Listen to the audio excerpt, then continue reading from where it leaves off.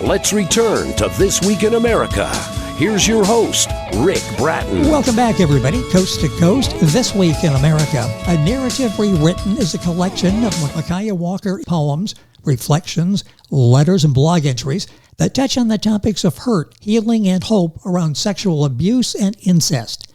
These writings are formatted to guide the reader through the dredges of hurt into the light of a healing, hopeful heart. The book was written to help other survivors not feel as alone. Michaia proudly identifies as Black, queer, non-binary, neurodivergent, and works as a licensed clinical social worker. Michaia owns her own private practice and offers therapy and consulting coaching services to individuals and couples, those in non-traditional relationship dynamics, including poly, kink, and BDSM. She works closely with the deaf and hard of hearing community as a signing therapist. They identify as an advocate for queer, Black, Indigenous, and people of color and disability communities.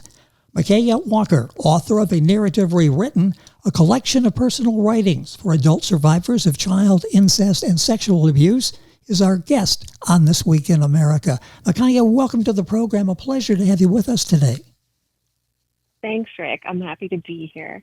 This is such an important topic, and you've done an excellent job in using you as an example. We'll talk about what that was like as we go through the conversation, but let's start with, I mentioned it's a collection of poems. You've got reflections, letters, blog entries. You've got a mixture in there. What inspired you to put these together, these different forms, to make this book A Narrative Rewritten? Yeah, so that's a really great question. I love that question because the way the combination of like poems, blogs, etc., is how my brain works. As a neurodivergent individual, sometimes I think in pictures and movement and music, and sometimes I think in words. So the things that come up as pictures or movement are more easily described in poem form. And then narrative form is when I actually have like a fully fledged story fleshed out in my head. Okay. So it was a nice combination of all of the thoughts and the way that my brain naturally works. And it makes for interesting reading the way it's laid out. As I mentioned, it's a guide. It walks you through. We'll talk about that during the course of the interview. The book is available, by the way, wherever books are sold. A Narrative Rewritten, a collection of personal writings for adult survivors of childhood incest and sexual abuse. I'll give you her website as well here in a few minutes. The book deals directly with sexual abuse, incest, subjects, well, they're deeply painful, often silenced. How did you find the courage to share these experiences publicly? How difficult was this for you? So I wrote this book initially 10 years ago, and it was very difficult when I wrote it because this is not something that I was used to talking about or sharing with other people. But it was clearly a story that was important and something to share because I was taking a writing boot camp at the time.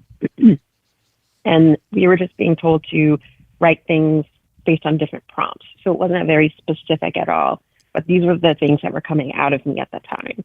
So it wasn't necessarily difficult to write the actual writing part, but what I was writing about felt very, very hard.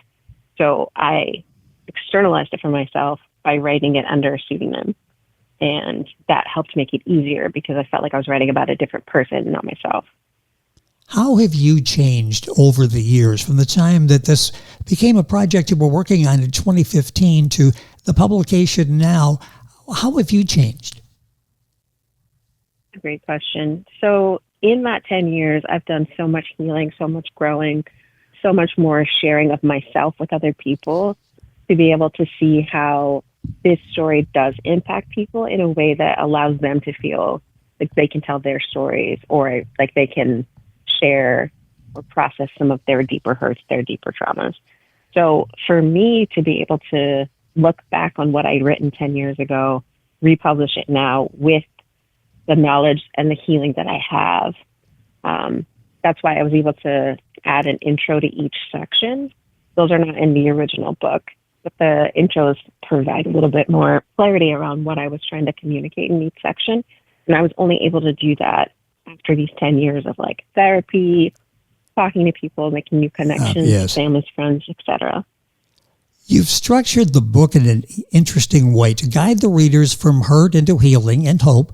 How intentional was the progression? Why was it important for you to create this journey? You describe it as sort of a stepping stone, and that's really what you have here for us, isn't it?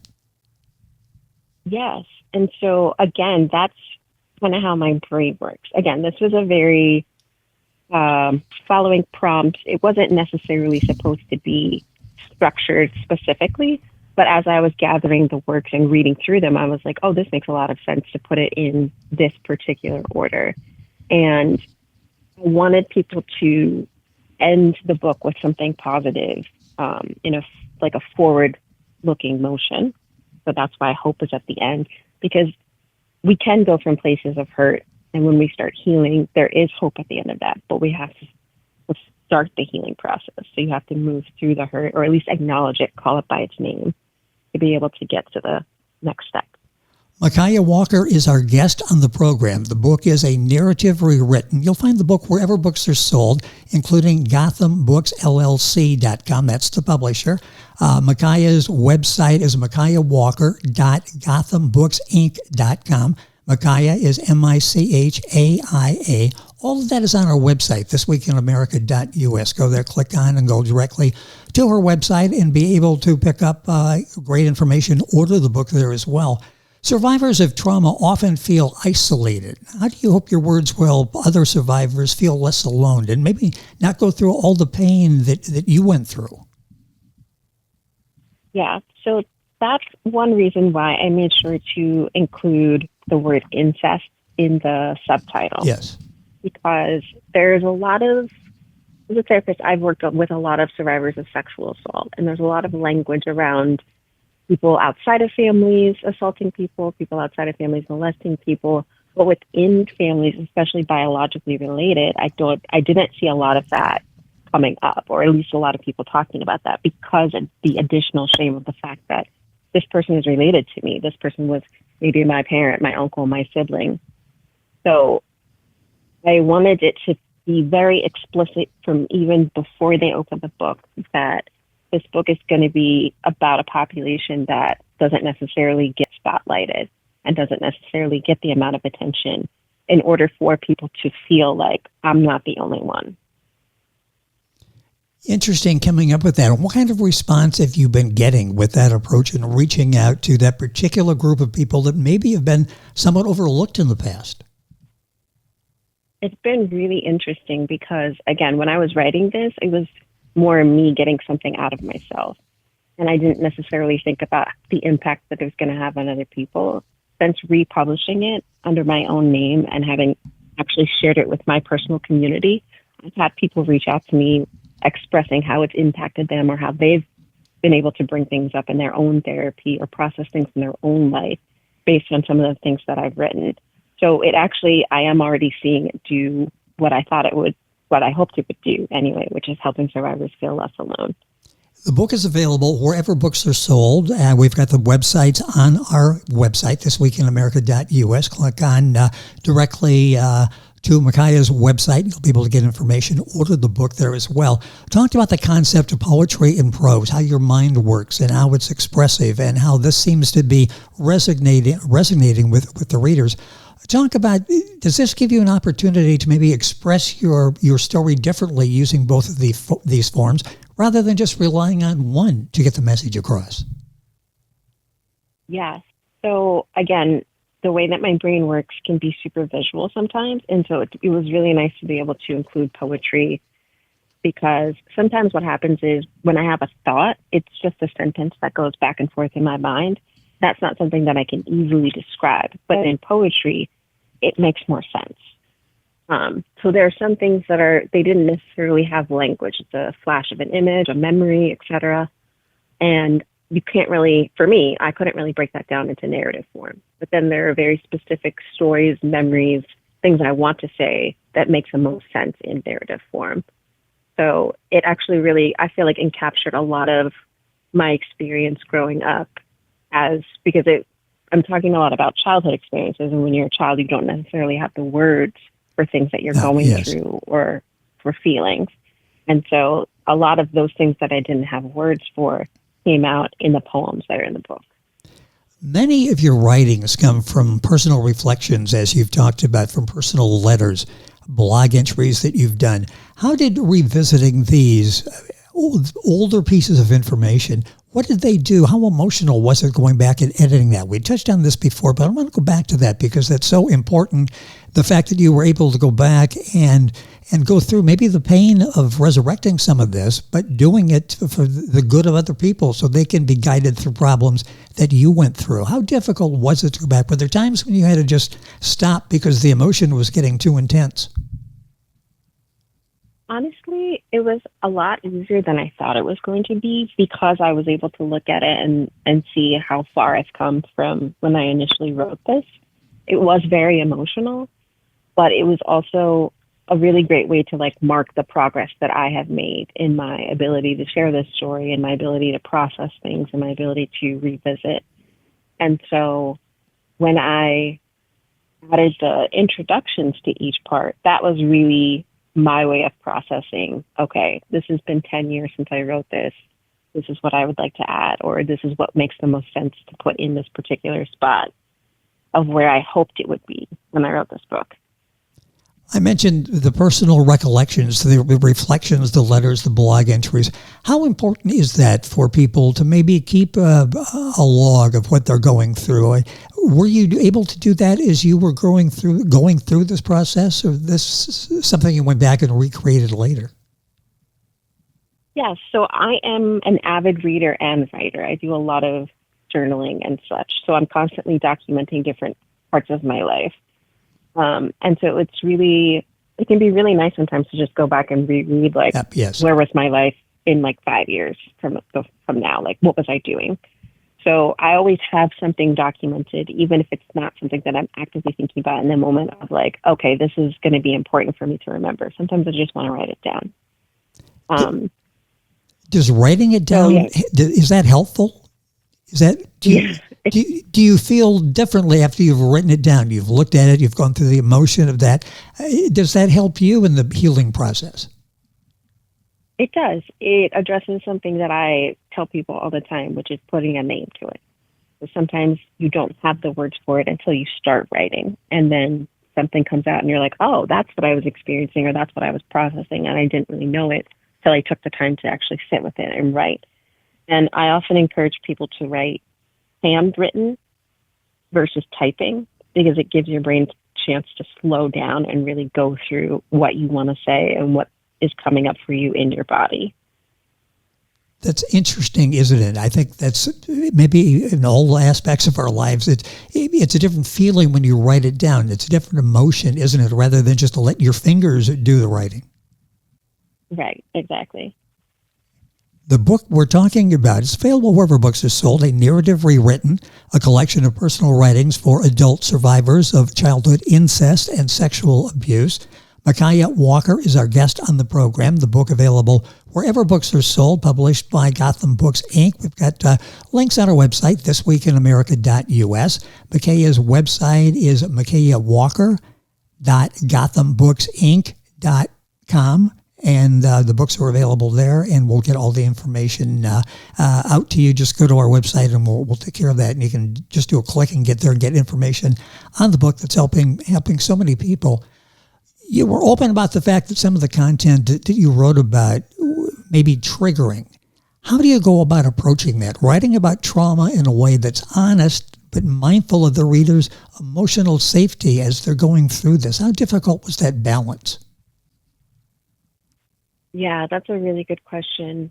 So as a therapist, I think naturally there's some training around having conversations about hard things in a way that is supposed to do the least amount of harm. And so one of the things that we talk about is not necessarily using too specific language. So for me to tell my story, obviously I needed to use details and share things that are specific to me, but minimizing the amount of things I shared so that it wouldn't be a total flooding or a total revisiting of that traumatic moment. So it is a fine line to walk. It is a hard balance to share a story that needs to be told honestly, but to make sure that you're doing the least amount of harm. So one of the things that I try to keep in mind is just the amount of information or the amount of detail that is included in what I'm sharing. It's interesting you talked about that 10-year period from the time you wrote until the republished book that's out now, the book available wherever books are sold, a republished edited version you originally released under a pseudonym. You talked about that before, and that's interesting. What has changed in your perspective, sense of self, since that first publication? How much have you grown during this period? Oh, so much growth. I think one of the biggest differences between 10 years ago and now is that I really own my story, that I'm really aware of how it's shaped me and the things that I've been able to gain based on the experiences that I've had and the way that I've been able to relate to people that I wouldn't have been able to if I hadn't gone through the things that I'd gone through. Whereas when I initially wrote this 10 years ago, I wanted nothing to do with it. It's ironic, but I wrote it, I got it out of me, and then I didn't want it to be connected to me at all, which is why I used a different name. And I didn't tell anybody that I'd published it, and it was just like this little book somewhere on an obscure website, and I was okay with that. And helping but people. Now, it was just going to say helping people in the process, but now, I'm sorry, I interrupted. But no, I feel like it's important for people to know it's my story and to share it from my own voice. Well, and you mentioned you didn't want others to think you might be broken or sick. How difficult is it to get rid of that feeling? I'm sure it's a feeling that many others go through as well. How difficult is that to cast that aside and to go forward with a very positive self-esteem? Yeah, I'm not going to lie. It's a difficult thing to accomplish. It requires a lot of practice and self-talk because at the end of the day, you're the only one that can tell yourself that you're not broken. Because other people's opinions, yes, they're going to have them, and yes, they're going to impact you. But at the end of the day, you're with yourself 24/7. So the person that you have to convince, the person that really needs to know that you're not broken, that you're not sick, that there's nothing wrong with you, that this is something that happened to you, is you. And once you're able to do that and tell your brain that and really take it in, you're able to take the next steps towards healing and integration and starting to see the beautiful parts of yourself as well. You talk about sense of self as well. I just mentioned that in your reevaluation during this 10-year period. How difficult is it to have a positive sense of self? How do you get that? How difficult is it to attain that? It's pretty difficult. I think one of the things, and I'm glitching through the book now because I think I have a poem about this actually. Oh, good. Yeah. It's actually the name of the book, A Narrative Rewritten. So this is the poem. I wrote, angry, damaged, alone. You replied, raw, honest, real. I saw beauty redefined, vulnerable. It was a narrative rewritten. And that's kind of the process for me. That's what it was. I shared a story. I'm telling people, this is what it is. This is what happened to me. I'm broken. I'm sick, etc. And the response that I was getting from people is, wow, you're so brave for telling the story. This is really tough that you've shared this. And you're so strong and resilient for having gone through this and being able to share it with people. And having that perspective reflected back to me was when I was able to start seeing the beautiful parts of things and that being vulnerable is being strong. That's how things started to become a narrative rewritten. What is it like for you when you are working with someone and you see results? They talk, you work all of this out, or you try to work everything out, putting things in perspective and figure out what the next step is in their lives. How rewarding is that when you can see, the book is one thing and it's touching people and they may write, they may not write and say how helpful it has been. But when you have them in your practice, how rewarding is that to actually see progress being made, progress that might not have been made if it weren't for you and what you've been doing? Honestly, I tell my clients this all the time. It's one of the happiest moments for a clinician to see our clients thriving. And one of the things that I tell my clients all the time is celebrate the small things, celebrate the small wins. So sometimes we'll do something as silly as have a little dance party at the end of the session to be like, wow, you did that. You did that. That's amazing. Just really emphasizing, celebrating every single moment. If someone is listening and going through problems and they can relate to what you've gone through in life, What do you hope the takeaway is for them from reading the book, from listening to our conversation today? What I would hope that people would be able to take away is that they're not alone. If they do feel like they want to talk to somebody and get it out of them, they can, even if they're the ones that have to be the one that put it out there by writing, but also that there is help out there and that there are people who do know how to support them and provide them with that language so that they can help themselves. So I think the number one thing that I would want people to get from this is that you're not alone. You're not the only one that's had this experience. And there's community out there for you in order for you to heal and thrive. Let's talk. We've got a few minutes left in the program. I want to talk about where we are now as a society.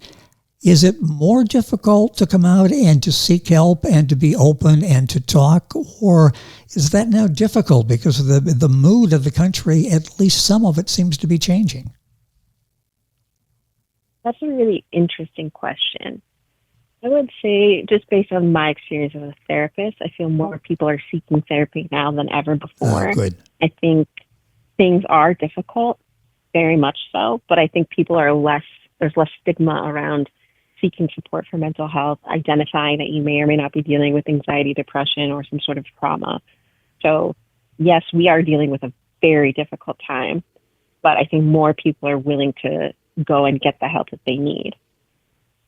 How difficult is it to make that first step? What holds people back from coming and seeing people like yourself to get that help? What is that first hurdle they have to overcome in order to open up and to seek help?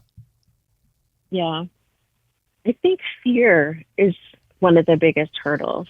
Fear that if they start talking about it, they're going to be overwhelmed by it, or it's going to completely derail their lives, that maybe they felt like they've gotten to a stable place by not talking about it, and that if they start talking about it, it's going to destabilize their lives, or that they're going to be in the crisis. And one thing that I like to say, especially when I'm initially meeting with a survivor or a client that I just started working with, is that yes, it may feel destabilizing, but you're so brave for being here, and that fear doesn't need to control you. Because once you start talking about it, the power there of being able to take back your story is so strong. What is on tap for you in terms of writing? You've done such a wonderful job with this book, A Narrative Rewritten. Are you working on something else? I am, actually. Good. Yeah, I'm working on, it's personal, same in this way, but it's going to be about my life and my connection with my mother and my siblings. And I wrote a little bit about my mom in this book, A Narrative Rewritten, but it's going to be a much more in-depth look at my relationship with my mother and just my entire life up to this point. How far are you into this? How are you coming so far? It's coming. It's pretty slow. I'm at the beginning right now. I have an idea of where it's going, but the actual process of getting it out, it takes its time. It comes when it comes. And when it does, please keep us in mind, because I'd love to carry on our conversation and talk about that. The time has gone by so quickly on the program today. Michaia Walker has been our guest. The book is A Narrative Rewritten, a collection of personal writings for adult survivors of childhood incest and sexual abuse. You'll find the book wherever books are sold, published by Gotham Books, Inc., and I thank them for arranging our conversation today. Gotham Books, a premier self-publishing company helping authors bring their literary dreams to life. You'll find the book there. And, of course, at Michaia's website, that's MICHAIA Walker.GothamBooksInc.com/book. You'll find it in the book section there.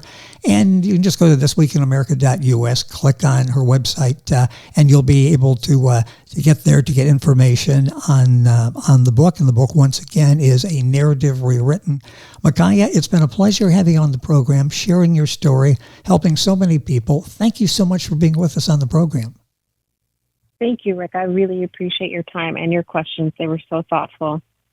Well, thank you. It's a pleasure to have you here. A very important message, and I hope we'll be able to do this again. And once again, you can find information on the book and the guest on our website, thisweekinamerica.us. And you're listening to This Week in America. Today's program will continue right after these messages. This Week in America is online. You can visit our website, thisweekinamerica.us. Scott Pinkerton, associate producer of This Week in America. Jay Anderson, segment producer. Ben Watson, webmaster. Otto Bechet, director of engineering and TV production. This Week in America produced and is a trademark of Blue Funk Broadcasting, LLC.